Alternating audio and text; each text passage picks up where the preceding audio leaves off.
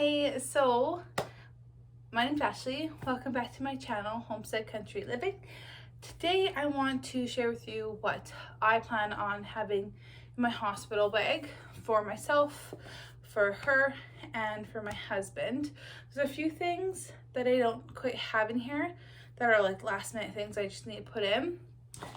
So I have my bag here, big bag, which I'm kind of debating if I should switch it out with a more of a gym bag, like a bigger one, but we'll see because it just feels a little disorganized. But there's a few things I want to share with you that are going to go into the car, but is along with stuff we need to put in.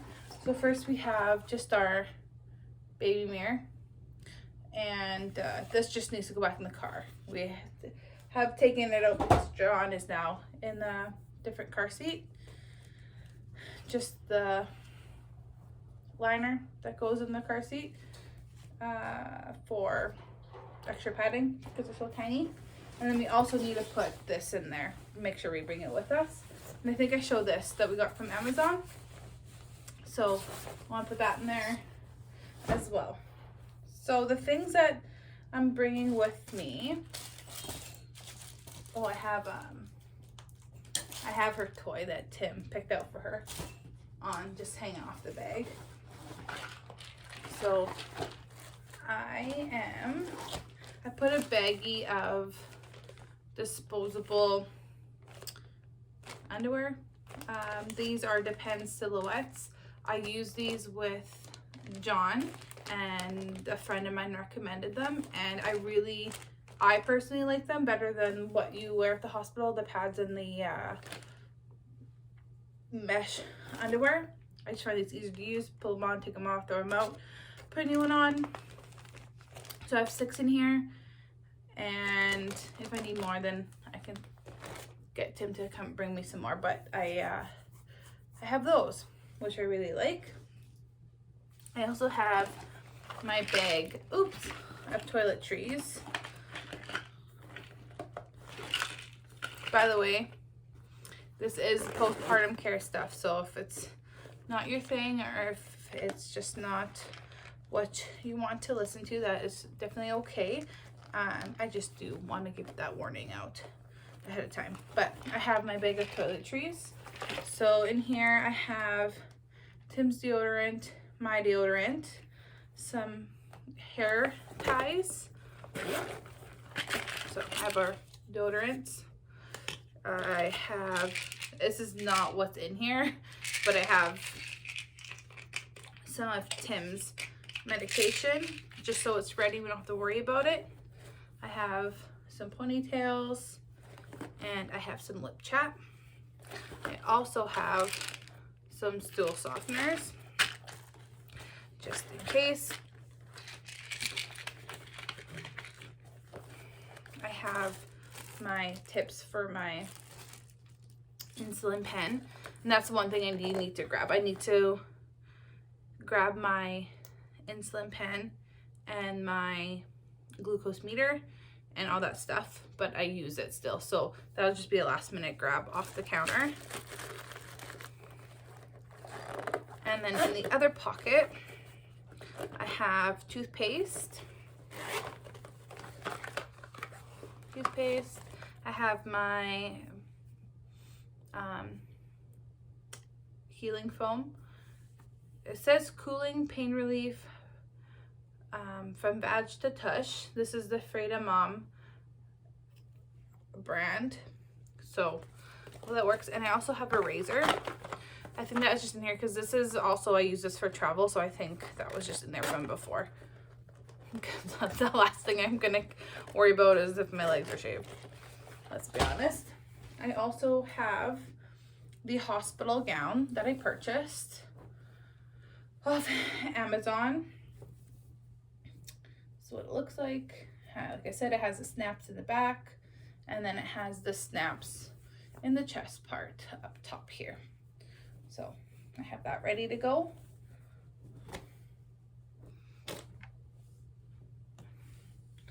I have a swaddle blanket for her, Loretta. I also have 2 hats for her. This pink one, and then the white with the pink bow. And then this is the outfit she's gonna come home in. John wore a very similar one that was blue. So I thought it'd be cute to find her one. So this wasn't originally the outfit that she was gonna come home in. We did purchase something, and then I found this because I thought it'd be kind of cute if we could find something similar that John came home in.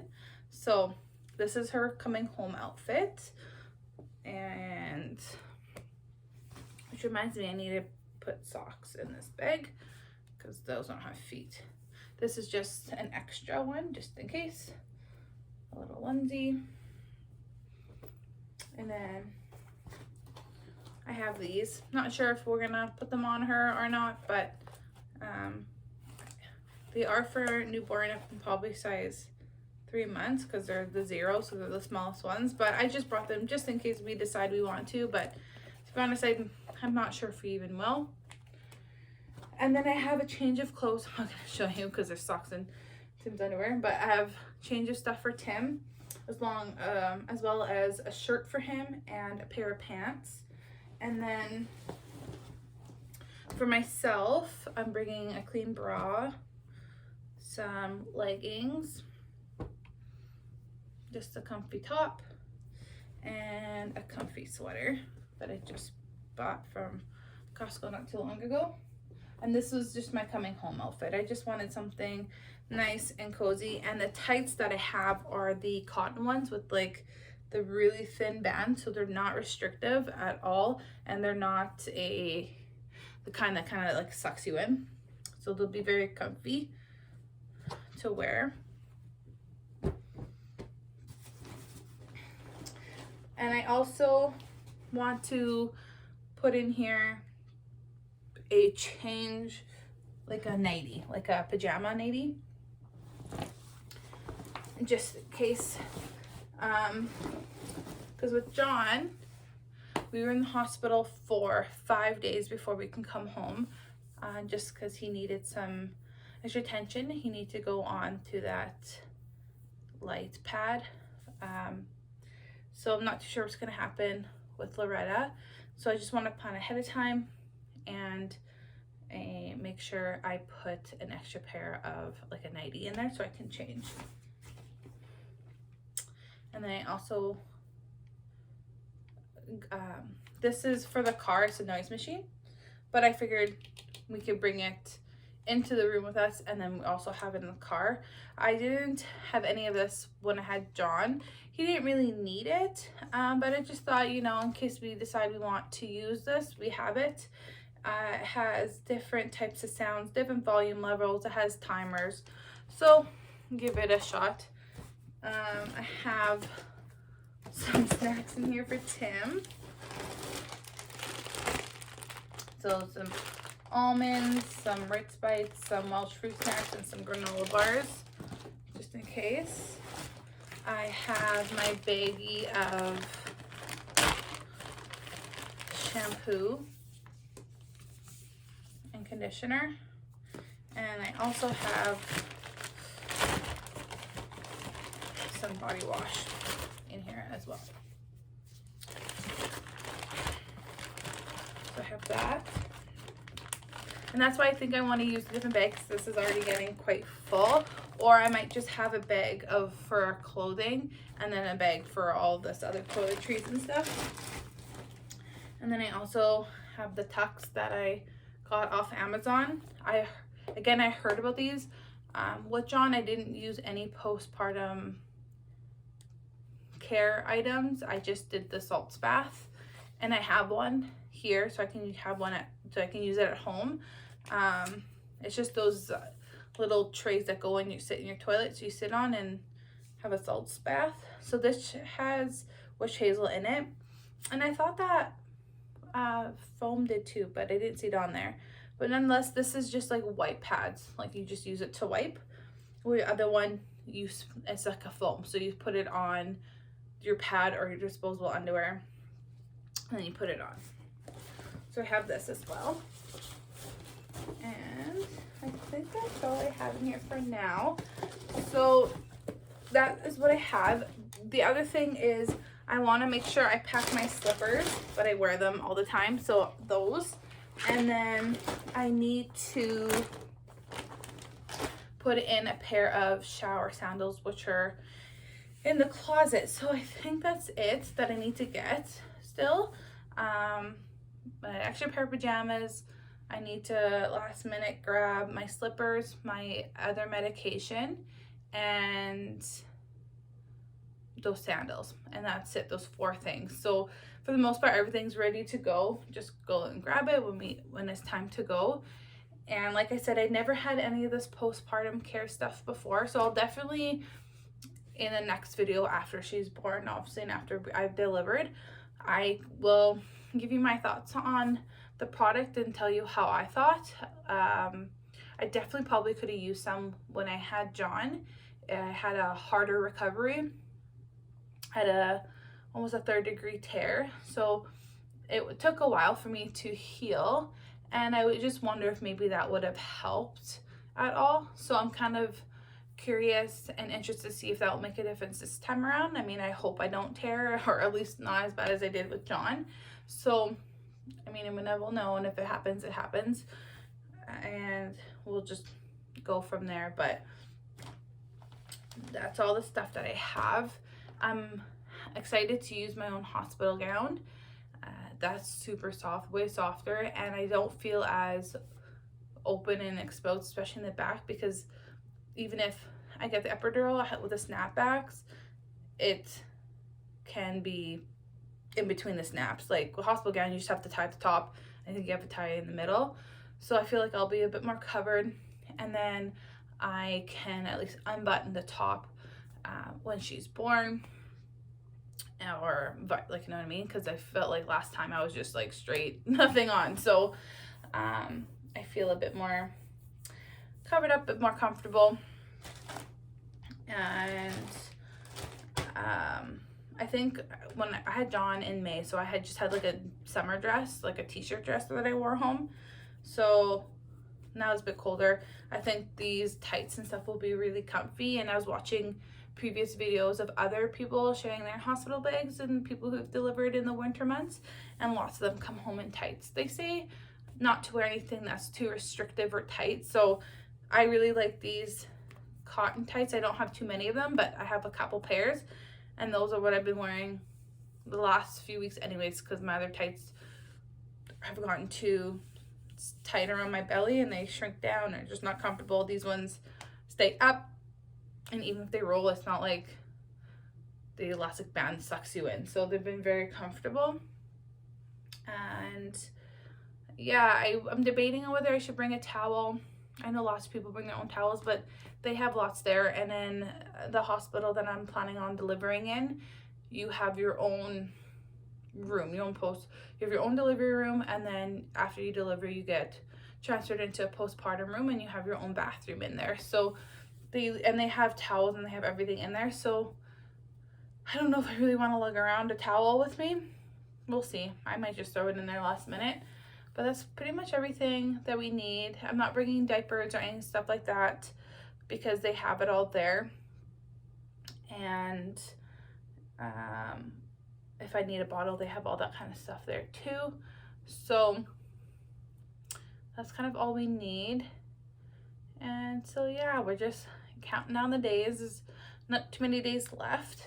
I don't think I've spoken too much about me having gestational diabetes, but I'm currently 36 weeks and a few days. So this video is going to go out at 38 weeks for the Friday following. So I might have already had her. I just wanted to have some videos lined up just in case, so there's no real blockage of time. But I think the plan might be that I might have to be induced between 38 to 40 weeks if she doesn't come on her own, just because of gestational diabetes and the insulin. I believe I'm kind of in between doctors right now. I was planning on delivering at one hospital and kind of changed my mind. So I was seeing somebody closer to where we live, and I can't deliver in that city, or I think it's a town, I'm not sure what it's being considered, but anyways, they don't have the type of equipment that would be needed in case she needs something. Like John needed that light, so they don't have that type of stuff there, which is kind of surprising to me, but nonetheless, the option is going into the big city by us. So I was going to deliver at one hospital, but then I kind of changed my mind. So I was seeing my doctor, the one that was close to me, up until 35 weeks, and then I was being transferred to a new doctor. But because I'm going to a different hospital, I did end up having my first appointment with her, but she only delivers out of hospital A, and I want to deliver at hospital B. So I kind of have to go see another doctor. So I'm making a big mess, especially near the end of this pregnancy. So that was not a smart decision of me. I should have kind of thought a little bit better and through my decision, but I'm more happy with it. The hospital A has really bad parking right now, a lot of construction, and we loved him. But he can be a little bit in high stress situations, have a lot of anxiety and stuff. So I just wanted to go to a hospital where he felt comfortable. We've been there before. He knows how to get there. He doesn't have to stress about finding parking. He doesn't have to stress about any of that kind of small details when it's not important. And we can get in there. I delivered there the first time. And to be honest, like, I wanted to try a different hospital just from my experience, but it's not that my experience was bad. It wasn't a bad experience. I had a lot of two resident doctors and a student nurse, and when you're going through your first delivery, you're not always confident in speaking up, and that's okay, like, it happens. But I do want to encourage other women to never be afraid. I'm gonna sneeze.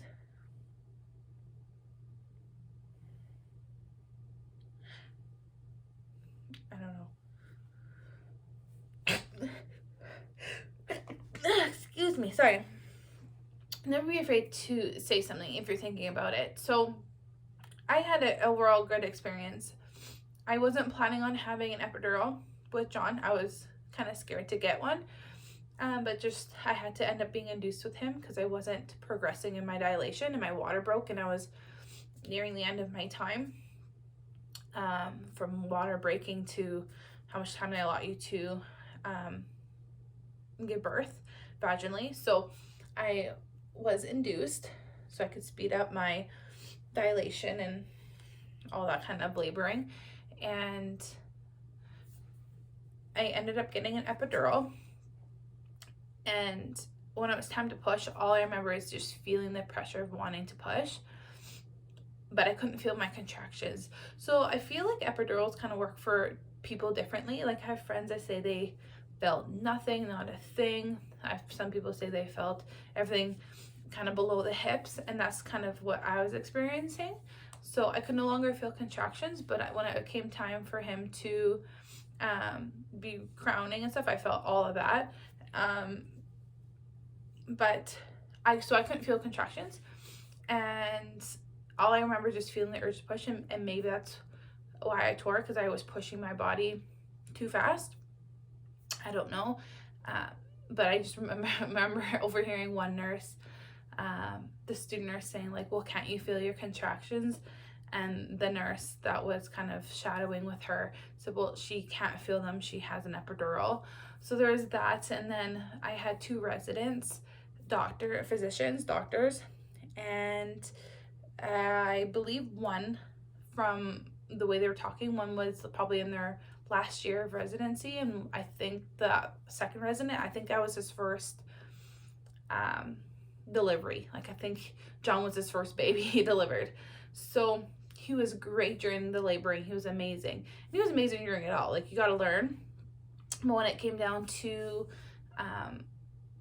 the stitching and stuff, that wasn't the greatest experience. And at some point, I wish the attending, who was over by my head, or the other resident, the more senior one, would have been kind of stepped in, just say like, hey, I will take over and we will try again the next time.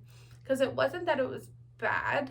I could, like I said, I could feel everything. The epidural wasn't working at this point, and I think they gave me 2 or 3 more rounds of the medication through my back, like pressing it through, and it was not helping.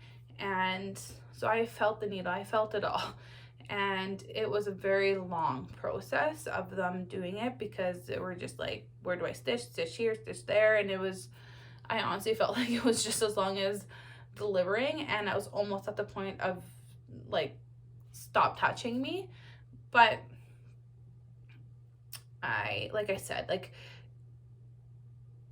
and I also have some other issues now that the way he stitched, I'm worried that I'm just going to tear because of that. So, I mean, it is what it is, and we'll work on it thereafter. But I just wish I, for myself, spoke up. And I know a lot of women feel this way.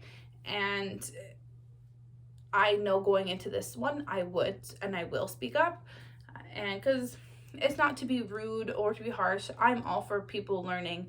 They need to learn somehow. It's great. But at some point, like I said, I just wish someone stepped in and said, hey, let me finish this. You observe and we'll try again the next time, right? Because I'm not just a guinea pig laying on table. I'm a person. But so overall, it wasn't a horrible experience at all. The postpartum room, aftercare, everything was amazing. The delivery was amazing. Everything was great. So I don't want to discredit that hospital or that level of care, because it's just human, not even human error. It's just us learning and going through situations. So, so I think we're still going to deliver there. It's an amazing hospital. And like I said, I'll just speak up if I feel like the need I have to. And I'm not even sure where I started off on this. I kind of went off on a tangent, and then talked about John's birthing story. But so that's kind of why I chose to go with a different hospital. But just thinking about it and really talking to my husband about it, we just decided that we'll still go back to that one. Not gonna write it off. It wasn't a bad experience. There's no real reason why we shouldn't go back. And we're comfortable there. We know the place and all that kind of stuff. So like I said, I'm kind of in between.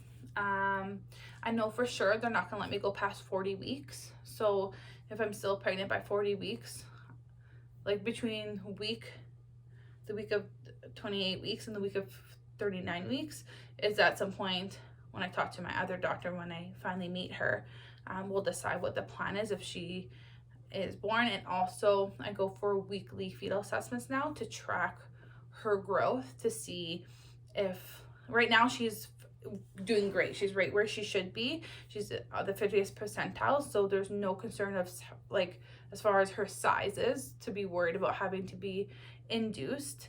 And so we'll just take it from there. Maybe she'll have a spike. Maybe something will happen. I'm not too sure. But I've been keeping my sugars well leveled, well, where they should be, within the targets, especially since taking my insulin.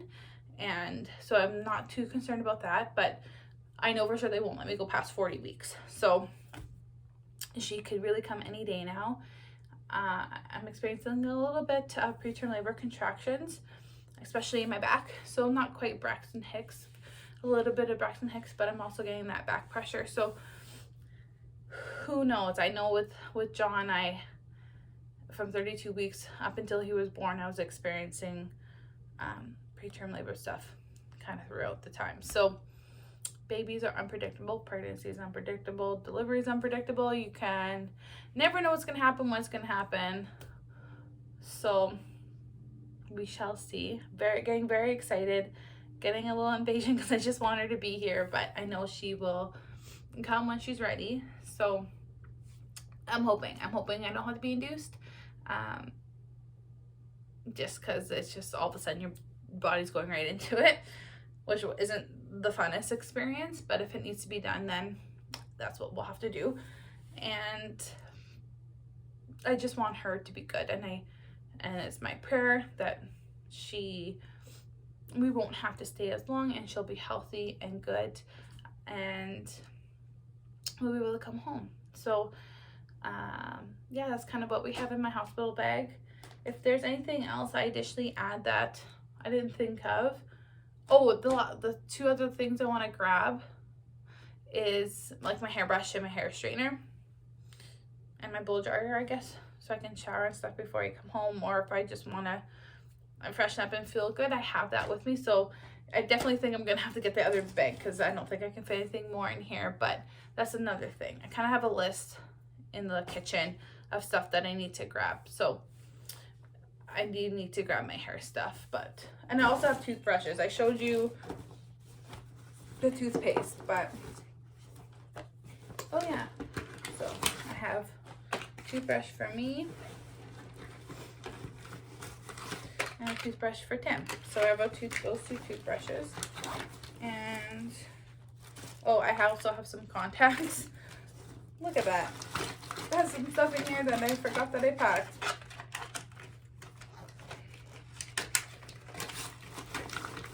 And I also have the phone charger that I bought off Amazon that I don't want to forget to bring. I think I put a block in here. Yeah, and I also have a block. So I wanted to make sure I had extras of everything in here, so I just don't have to worry about it last minute. Like, if I didn't have that phone charger, I would have had to remember to take it from the bedside. And sometimes when you're in the middle of the chaos of things, the last thing you're thinking about is those little minor things. Like, I wouldn't think about a phone charger. So that's everything. And I hope you guys are all doing well. And I will see you in the next video. Bye.